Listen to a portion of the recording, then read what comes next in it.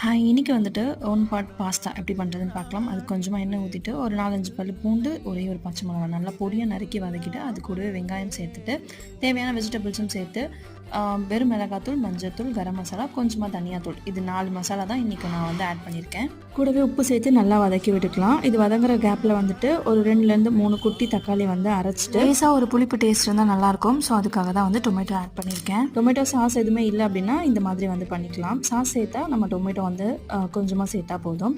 And அது நல்லா வதங்கினதும் ஒரு 2லேருந்து 3 முட்டை வந்து உடச்சி ஊற்றி நல்லா ஸ்க்ராம்பிள் ஆகி தனித்தனியாக உதிரியாக ஆகிற அளவுக்கு வதக்கிட்டு, அதிலே பாஸ்தா போட்டு நல்லா கலந்து விட்டுருங்க. அப்போ வந்து அந்த எண்ணெயெல்லாம் பாஸ்தாவில் ஒட்டிடும், ஒட்டாமல் வரும். நல்லா கலந்து விட்டுட்டு ஒரு கப் பாஸ்தா எடுத்துக்கிட்டீங்க அப்படின்னா 2 இல்லை 3 கப் அளவுக்கு நீங்கள் தண்ணி தாராளமாக வைக்கலாம். சூப்பராக வந்து வெந்து வந்துடும். ஒரு 3 விசில் விட்டு எடுத்தீங்க அப்படின்னா லேசாக தண்ணியாக இருக்க மாதிரி தெரியும். பட் அது வந்துட்டு பிளேட்டில் போட்டதுமே வந்து செட்டில் ஆகிடும். நானுமே இது ஃபர்ஸ்ட் டைம் தான் வந்து ஒன் பாட்டில் ட்ரை பண்ணியிருக்கேன். நல்லா வந்திருந்தது. எழிலுக்குமே ரொம்ப பிடிச்சிருந்தது.